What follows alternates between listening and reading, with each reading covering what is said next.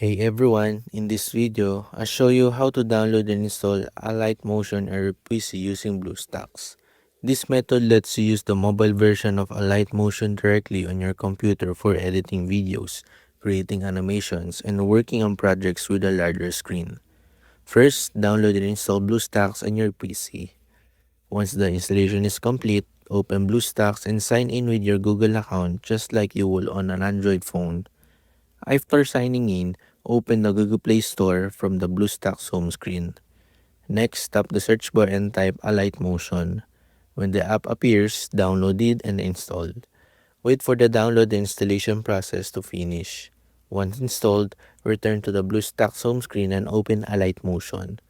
You can now sign into your account or start creating projects immediately using your keyboard and mouse.